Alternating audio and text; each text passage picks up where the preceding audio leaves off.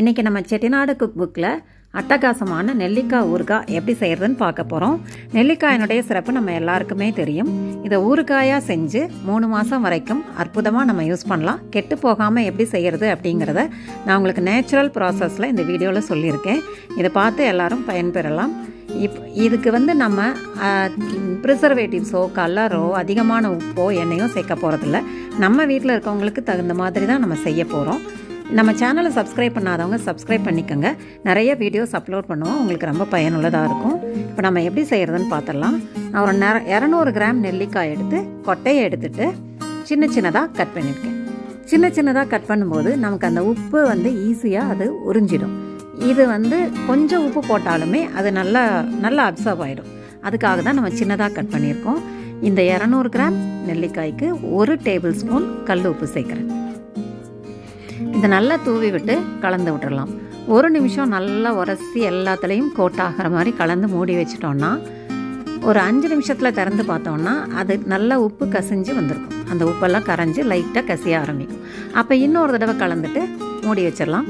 ஒரு 3 மணி நேரம் அல்லது ஓவர் நைட் ஃபுல்லாக அப்படியே மூடி வச்சுட்டு காலையில் பார்த்தோம்னா அந்த தண்ணி எல்லாம், அந்த நெல்லிக்காயில் இருக்க தண்ணி உப்பு எல்லாம் கசிஞ்சு இந்த மாதிரி வந்திருக்கும் கீழே.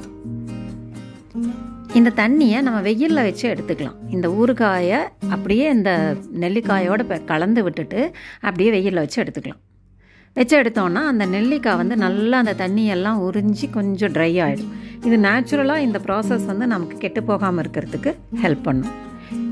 இப்படி வைக்க முடியாதவங்க அந்த சாரோடையே சேர்த்து தாளியத்தில் சேர்த்தலாம், அதுவும் கெட்டு போகாது.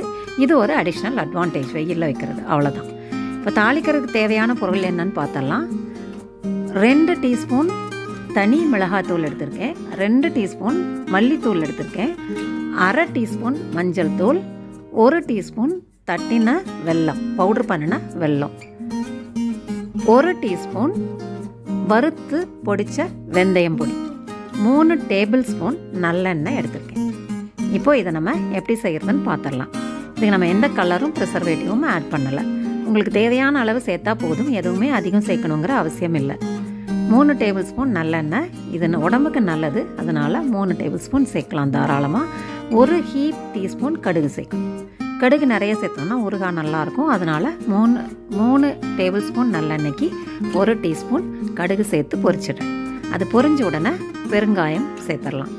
இந்த டைமில் கம்ப்ளீட்டாக சிம்மில் வச்சுட்டு மல்லித்தூளை சேர்த்துடுறேன். சிம்மில் தான் வைக்கணும், இனி தீ கூட்டவே கூட்டாதீங்க. இப்போது மிளகாய் பொடியும் சேர்த்துடலாம், மஞ்சத்தூளும் சேர்த்துடலாம். சேர்த்து சிம்மில் வச்சுட்டு அதை நல்லா ரோஸ்ட் ஆகிற மாதிரி மிக்ஸ் பண்ணி விடலாம். வெந்தய பொடியும் சேர்த்துட்டேன். சிம்மில் வச்சே அதை நல்லா ரா ஸ்மெல் போகிற அளவுக்கு பண்ணலாம். இந்த மசாலைக்கு தேவையான அளவு கொஞ்சம் உப்பு சேர்த்துருக்கேன். நெல்லிக்காய்க்கு சேர்த்துட்டோம். நம்ம இந்த மசாலை கலவாக கொஞ்சம் சேர்த்துருக்கேன். சிம்மில் வச்சுட்டு இப்போது அந்த நெல்லிக்காயும் சேர்த்துடலாம். சிம்லையே தான் வச்சுருக்கணும். நெல்லிக்காய் ஹை ஃப்ளேம்லலாம் வச்சு குக் பண்ண வேண்டாம். அது வேகணுங்கிற அவசியம் இல்லை. லைட்டாக அதெல்லாம் அப்சர்வ் ஆனால் போதும். இப்போ 1 டேபிள் ஸ்பூன் கடுகு எண்ணெய் சேர்க்குறேன். இது இருந்தால் சேர்த்துக்கோங்க, இல்லைன்னா இன்னொரு டேபிள் ஸ்பூன் நல்லெண்ணெய் கூட சேர்த்துக்கலாம். கடுகு எண்ணெய் சேர்த்தா ஊறுகாய் நல்லாயிருக்கும், அதுக்காக நான் அது சேர்க்குறேன். சேர்த்து நல்லா கலந்துட்டு ஒரு 2லேருந்து 3 நிமிஷம் வரைக்கும் சிம்லையே அப்படியே விட்டுடுங்க. நெல்லிக்காய் வேக வேண்டாம், நம்ம சேர்த்துக்க மசாலா எல்லாம் உள்ளே அப்சர்வ் ஆகணும், அதுக்காக தான் இந்த ப்ராசஸ். இப்போ வெல்லம் சேர்த்து கலந்து விட்டுடலாம். கலந்துட்டு அந்த வெல்லம் நல்லா கரைஞ்சி எல்லாத்துலேயும் கோட் ஆன உடனே ஸ்விட்ச் ஆஃப் பண்ணி ஆற வச்சிடலாம். ஆற வச்சுட்டு ஜாடியில் வச்சு ஃப்ரிட்ஜில் வச்சுக்கலாம். ஒரு நாள் வெயிலில் வச்சு எடுத்திங்கன்னாலும் நல்லாயிருக்கும். இந்த ப்ராசஸ்லேயே நெல்லிக்காய் ஊறுகாய் கெடாது. செஞ்சு பார்த்துட்டு உங்களோட ஃபீட்பேக் கொடுங்க. தேங்க்ஸ் ஃபார் வாட்சிங்.